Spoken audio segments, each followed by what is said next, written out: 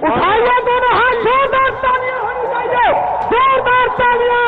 भारत के भविष्य पीडीए के सर्वमान नेता अखिलेश यादव भी करिए, एक बार और तालियां बजाकर जोरदार स्वागत करना नौजवानों, माननीय अखिलेश यादव जी का।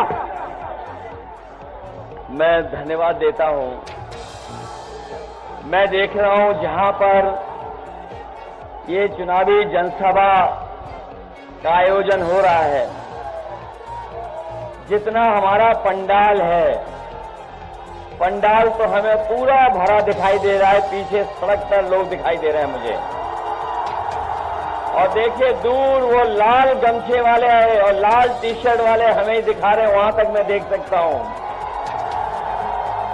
जहां ये पंडाल नहीं है और पंडाल के बाहर तपती हुई दोपहरी में सूरज बिल्कुल आसमान के ऊपर है, सर के ऊपर है।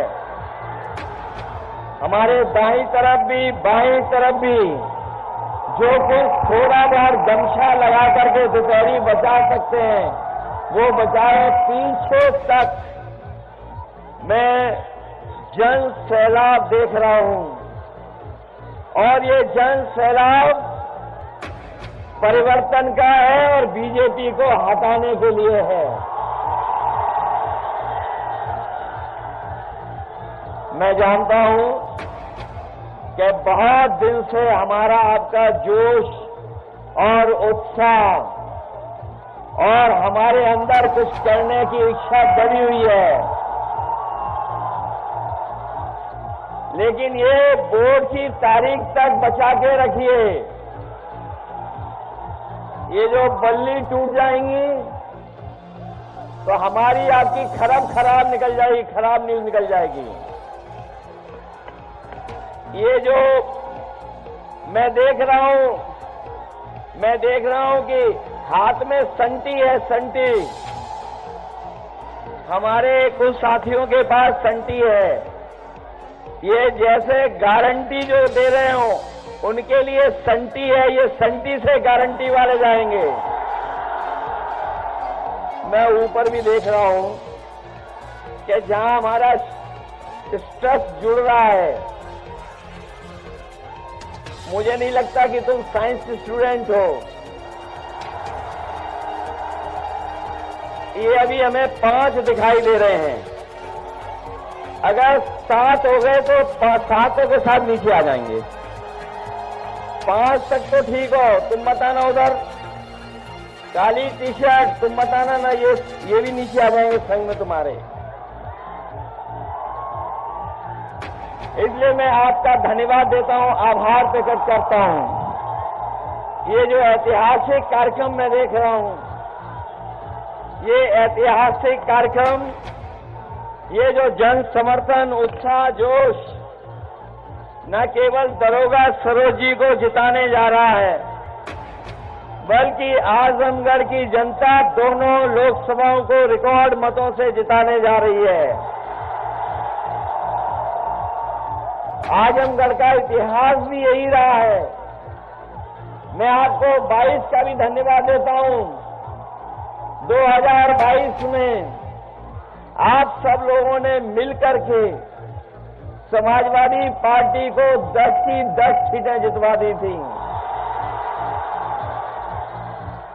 ये 10 सीटें जीते थे, वही क्षेत्र है। और जो दूसरे दल वाले हैं जो चुनाव प्रचार कर रहे हैं, मैं उनके भाषण सुन रहा हूं, उनकी भाषा सुन रहा हूं। जहां पहले चरण से चुनाव शुरू हुआ था और चुनाव लगातार आगे बढ़ता चला जा रहा है, 5वें चरण का चुनाव खत्म हो चुका है। अब केवल 2 चरणों का चुनाव बाकी है, 6वां और 7वां। मैं ये कह सकता हूं, पहले चरण से मैं चुनाव देख रहा हूं। आप देखिएगा, जिस समय चुनाव 7वें चरण पर पहुंचेगा, जनता का गुस्सा भी 7वें आसमान पे दिखाई देगा। और इस बार जो कुछ भी ये अंकगणित बनाए हुए हैं बीजेपी के लोग, जो कुछ उन्होंने अपनी रणनीति बनाई है, इस बार उत्तर प्रदेश की जनता ने पूरा का पूरा सफाया करने का मन बनाया है।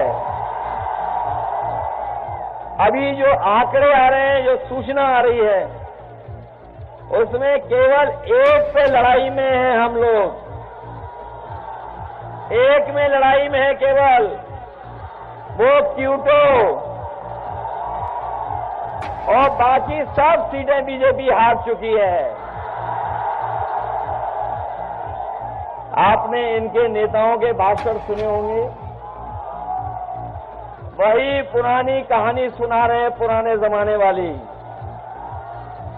और वही घिसे पिटे डायलॉग जो जनता सुनना नहीं चाहती है, जो घिसे पिटे डायलॉग बीजेपी के लोग बोल रहे हैं, उन घिसे पिटे डायलॉग को कोई सुनना नहीं चाहता है। और इस बार जो जनता ने मन बनाया है, ये जो हमारे आपके पीडीए परिवार वाले लोग हैं, ये पीडीए परिवार ही एनडीए को हराने का काम करेगा इस बार। इनकी कौन सी बातें याद दिलाएं?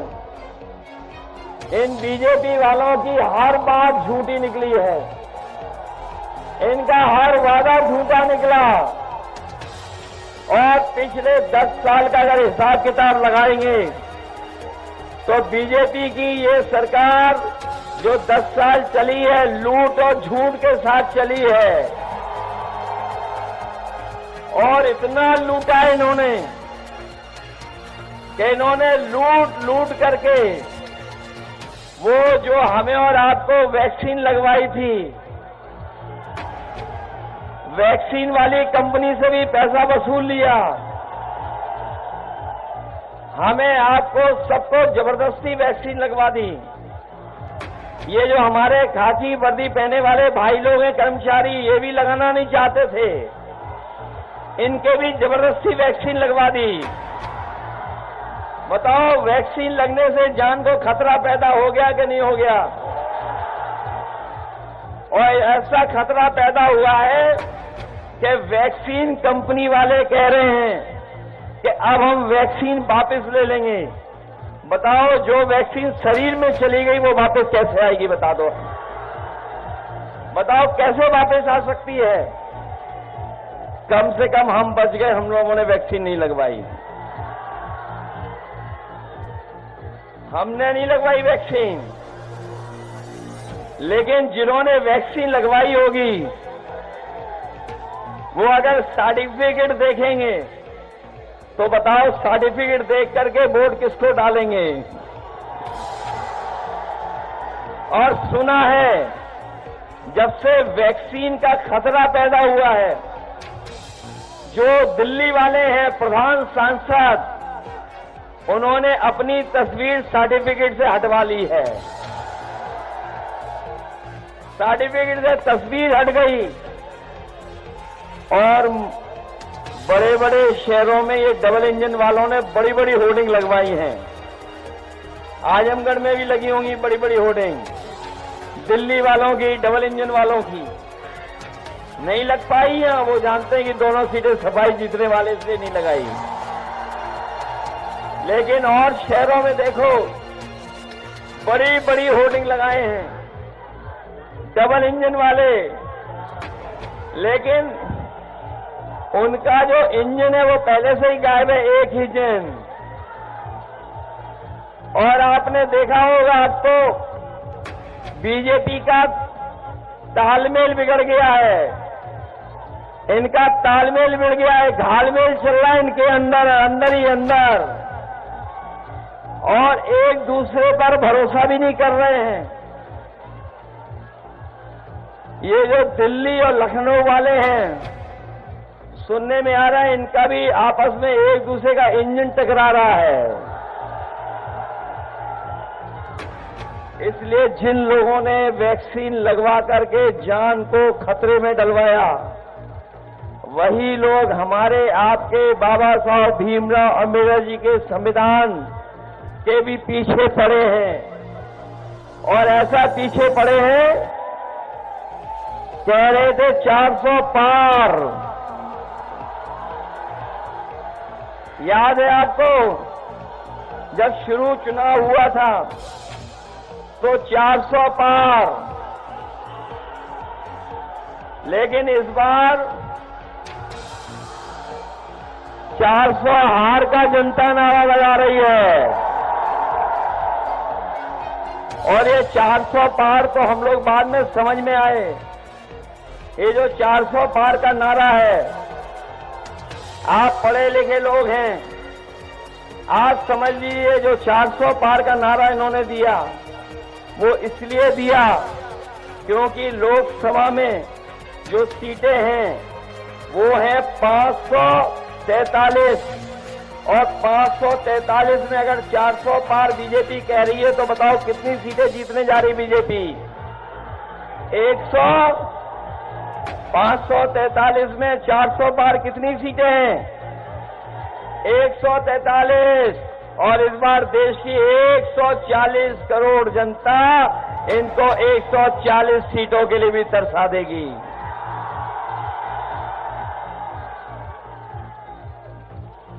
इन्होंने वादा किया था हमारे किसान भाइयों को कि किसानों की आय दोगुनी हो जाएगी। बताओ, किसान भाई हैं यहाँ, खेती बाड़ी करने वाले लोग हैं, किसी की आय दोगुनी हुई हो तो बताइए? न आय दोगुनी हुई और न ही फसल की खरीदने के लिए कोई इंतजाम किया।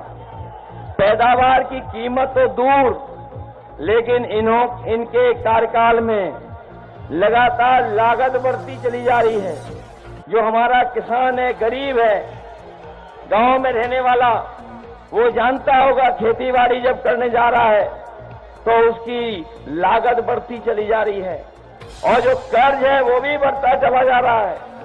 इधर आपने देखा होगा, सुना होगा, पढ़ा होगा कि बीजेपी की जब से सरकार आई है, इन्होंने बड़े बड़े उद्योगपतियों का, बड़े बड़े कारोबारियों का, जो मालामाल लोग हैं, उनका कर्ज माफ कर दिया। 25 लाख करोड़ इन्होंने अभी तक 10 साल में उद्योगपतियों का कर्ज माफ किया है। और जब इन्होंने कानून बनाया तो कानून ये बनाया कि जिन लोगों का 5 करोड़ से ऊपर का कर्ज है उनका कर्ज माफ होगा, लेकिन हमारे गरीब किसान, गांव में रहने वाले लोग, उनका कर्ज लाखों में है। इन्होंने लाखों का कर्जा माफ नहीं किया, इन्होंने 5 करोड़ से ऊपर वालों का कर्ज माफ किया है। हम अपने गरीबों को कह के जा रहे हैं, जब से इंडिया गठबंधन बना है, समाजवादी पार्टी, कांग्रेस पार्टी और अन्य दल साथ आए हैं, ये तय कर लिया है कि अगर बीजेपी ने बड़े बड़े लोगों का कर्ज माफ किया है तो 4 जून के बाद जब सरकार बनेगी तो हमारे गरीबों का, किसानों का, गांव में रहने वालों का भी कर्ज माफ होगा।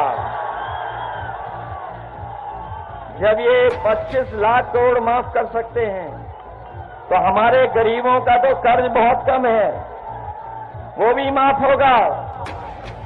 जहां किसान इनके खिलाफ खड़ा हो गया, गांव के लोग खड़े हो गए, वहीं हमारे नौजवान जानते होंगे इनकी सरकार में हर पेपर लीक हो गया और हर परीक्षा इनको रद्द करनी पड़ गई।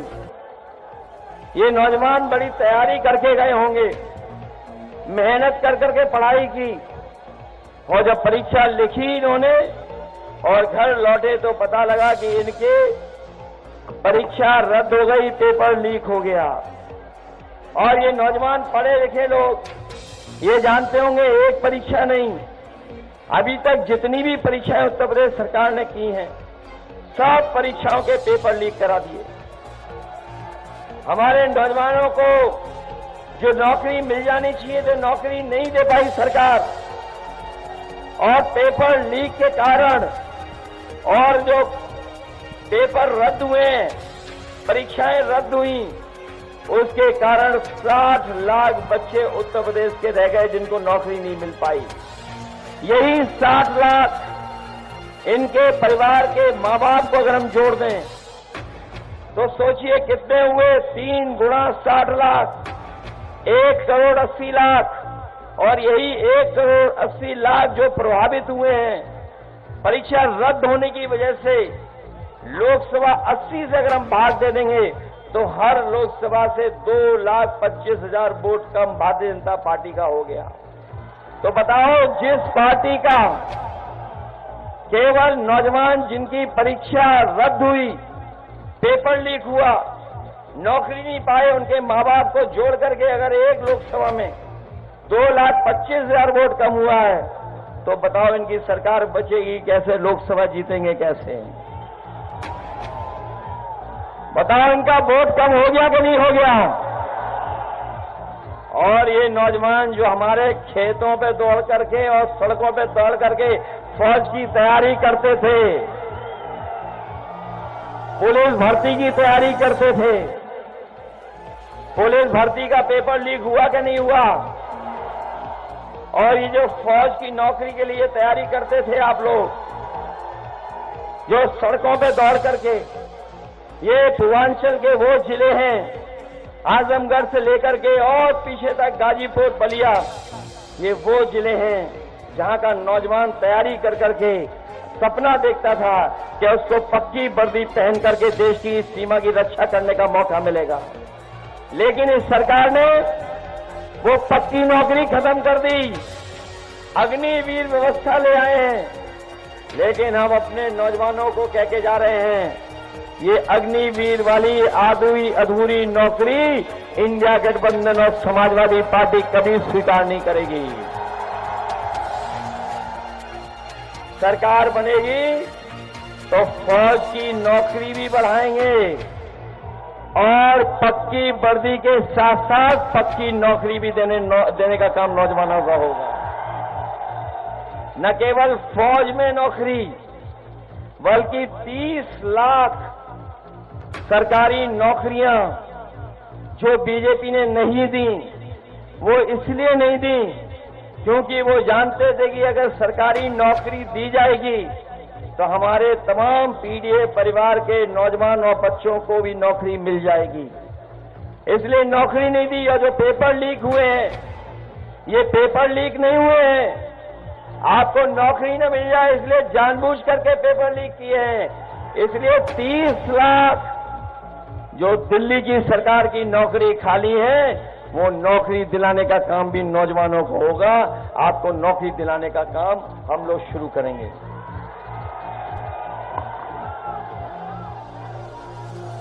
अभी तो अग्निवीर वाली नौकरी फौज की 4 साल की हुई है। हम अपने खाकी वर्दी पहनने वाले भाइयों को सावधान करने आए हैं कि अगर बीजेपी वाले आ गए तो अभी तो फौज की 4 साल की नौकरी है, हमारे खाकी वर्दी पहनने वाले नौजवानों की भी नौकरी वो 3 साल की कर देंगे।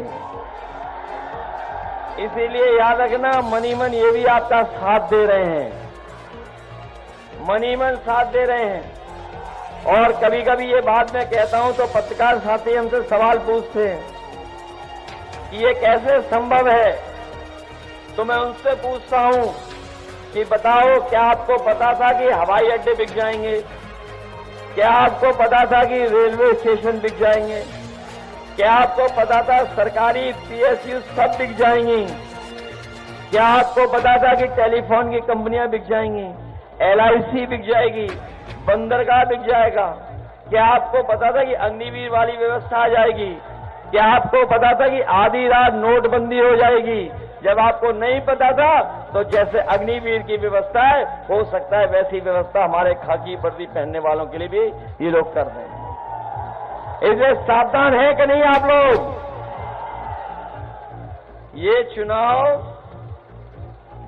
संविधान बचाने का है, ये आप तो जान गए होंगे। आज इस मौके पर हम न केवल अपने साथियों से कहेंगे, बल्कि बहुजन समाज के तमाम लोगों से कहेंगे, ये लड़ाई देश के संविधान को बचाने की है। बाबा साहब भीमराव अम्बेडकर जी का दिया हुआ संविधान और संविधान के तहत जो अधिकार मिलते हैं उसको बचाने की लड़ाई है। जो हमें न्याय दिलाता है संविधान, उसको बचाने की जरूरत है। ये संविधान हमारे लिए संजीवनी है। इसलिए कभी जैसा कि समुद्र मंथन हुआ था, उसी तरीके से इस बार संविधान मंथन होने जा रहा है। एक तरफ वो लोग हैं जो संविधान बदलना चाहते हैं और दूसरी तरफ इंडिया गठबंधन और समाजवादी लोग हैं जो बाबा साहब भीमराव अंबेडकर जी का संविधान बचाना चाहते हैं। इसलिए बचाओगे आप लोग, बीजेपी हटाओगे। इसने महंगाई बढ़ाई कि नहीं बढ़ाई? और महंगाई केवल डीजल, पेट्रोल, खाने के सामान की तो बढ़ाई है। नौजवान जानते होंगे 10 साल पहले आपकी मोटरसाइकिल कितने रुपए की आती थी और आज मोटरसाइकिल कितने की आ रही है? बताओ, दोगुना कर दिया कि नहीं कर दिया? आपके किसान भाई होंगे, खाद बाजार से लिए होंगे। बताओ, खाद की बोरी से चोरी हो गई, पहले कितने किलो हुई और अब कितने किलो हो गई? कभी कभी मैं सोचता हूं ये महंगाई और बोरी की चोरी कहां से सीखे होंगे। तब हमें याद आता है पार्ले जी बिस्किट से सीखे ये लोग। जो पुराने लोग हैं वो जानते होंगे पहले पार्ले जी का बिस्किट पैकेट कितना बड़ा आता था और महंगाई बढ़ी, उन्होंने मुनाफा नहीं कम किया, तो बताओ पैकेट कितना हो गया? अब कितने का पैकेट आ रहा है? याद रखना, बीजेपी वाले आ गए तो एक बिस्किट वाला पैकेट मिलेगा आपको, एक बिस्किट वाला। महंगाई इन्होंने बढ़ाई कि नहीं बढ़ाई? न केवल महंगाई बढ़ाई है बल्कि हमारे किसान भाई जानते होंगे कि जब डीएपी लेने गए तो उनसे जबरदस्ती नैनो यूरिया खरीदवा दी। किसान भाई जानते होंगे डीएपी तभी मिली जब नैनो यूरिया खरीद ली, और नैनो यूरिया बनाने वाले भारत छोड़ के चले गए। जैसे पहले कारोबारी उद्योगपति भागे थे, उसी तरीके से सुनने में आया है कि जिन्होंने नैनो यूरिया बनाई और ये कहा कि नैनो यूरिया जब खेतों में डाली जाएगी, फसल में डाली जाएगी, तो हमारे किसानों की पैदावार बढ़ जाएगी। पैदावार तो बढ़ी नहीं, हमारे किसानों की मदद हुई नहीं, लेकिन नैनो यूरिया वालों ने पैसा कमाया और भारत छोड़ करके उद्योगपतियों को जैसा भारत छोड़ करके भाग गए।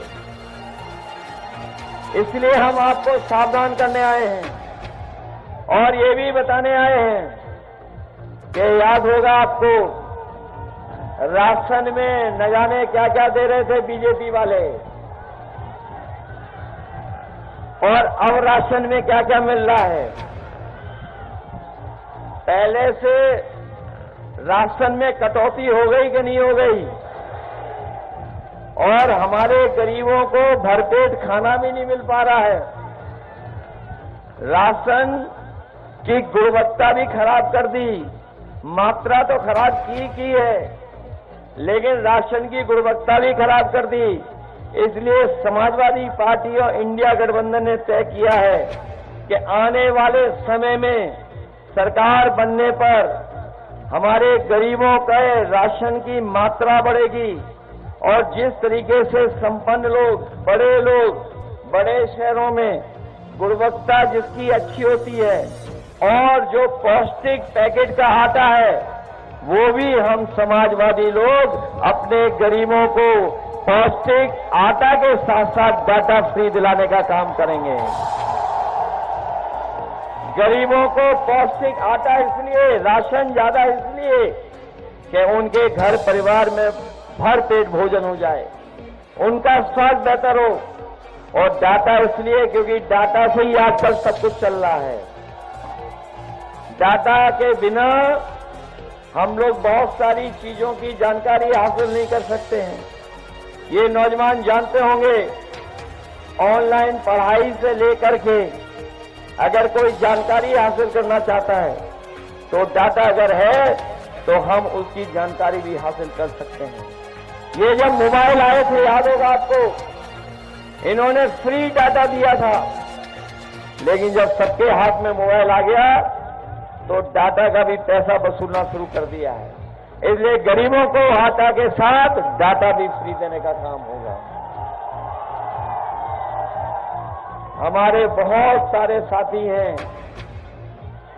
जो जानते होंगे समय समय पे इस सरकार ने बहुत भेदभाव किया है, बहुत अन्याय किया है, बुलडोजर लेकर के डराने का काम भी किया है, झूठे मुकदमे भी लगाए हैं और जितने काम समाजवादियों ने अच्छे किए थे, कुछों की तो नकल की, लेकिन जितने भी अच्छे काम थे सब भारतीय जनता पार्टी ने खराब कर दिया। इसी जगह पर आजमगढ़ में सबसे ज्यादा गरीबों के लिए एम्बुलेंस चलाने का काम हुआ था।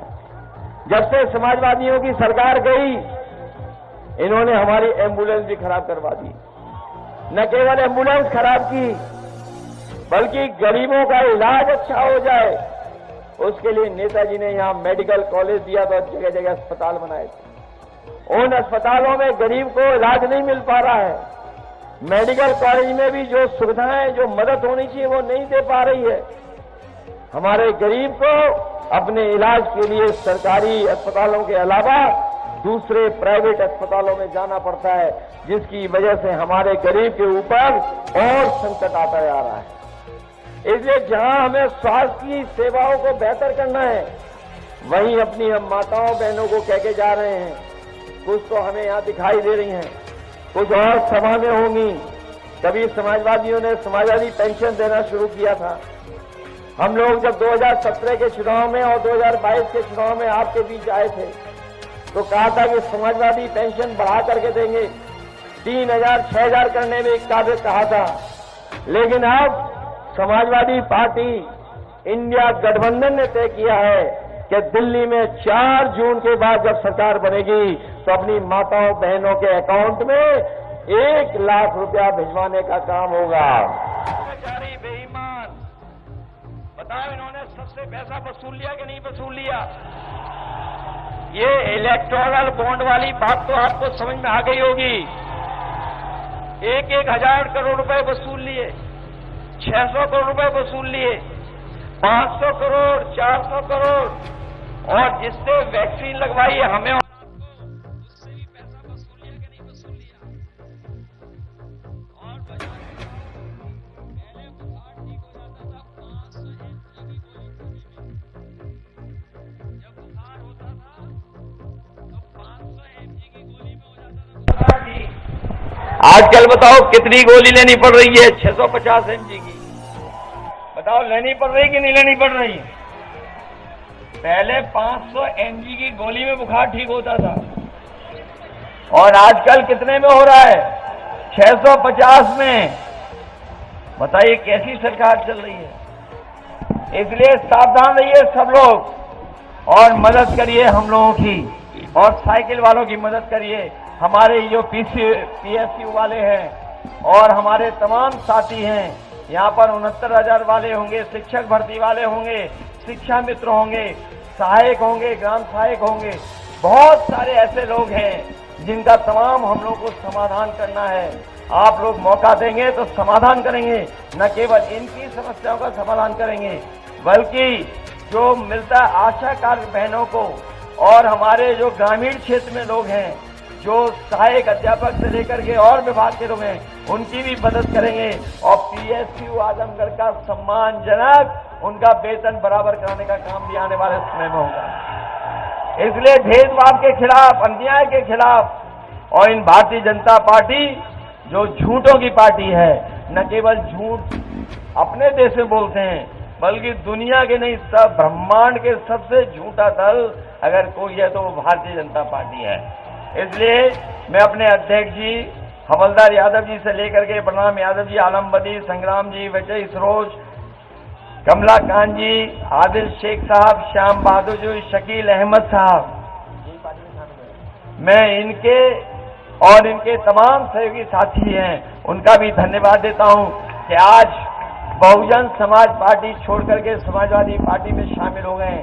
मैं तमाम बहुजन समाज के लोगों से भी अपील करूंगा, ये भारतीय जनता पार्टी से बहुजन समाज पार्टी अंदर ही अंदर हाथ मिलाए हुए है। इसलिए ये लोग सभा के चुनाव में संविधान बचाने के लिए अपने वोट से हम लोगों की मदद करने का काम करना, इंडिया गठबंधन की मदद करना।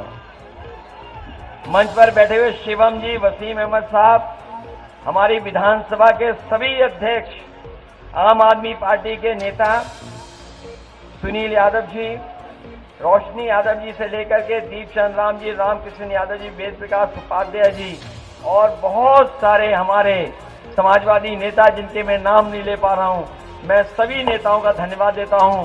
और ये अपने समाजवादी साथी जितने सभा में आए हैं उनका भी धन्यवाद देता हूं। आजकल हमारी आपकी सभा में बहुत ज्यादा सुरक्षा का इंतजाम नहीं हो रहा है, इसलिए आप लोग हमारी मदद करो। अगर आप लोग खुद अनुशासन में रहोगे तो हमारी भी मदद मिल जाएगी। हम इन नौजवानों को भी धन्यवाद देंगे, लेकिन अच्छा किया 7 नहीं हुए, यहाँ पर 5 से 4 हो गए। समझदार थे, वो जानते थे 7 होते ही नीचे आ जाएंगे, इसलिए 5 नहीं 4 रह गए। मैं इनका भी धन्यवाद देता हूं और तमाम साथियों का बहुत बहुत धन्यवाद देता हूं। जो लोग गारंटी लेके आए हैं वो इस बार संटी से भगाए जाएंगे। बहुत बहुत धन्यवाद आप सबका, बहुत बहुत धन्यवाद।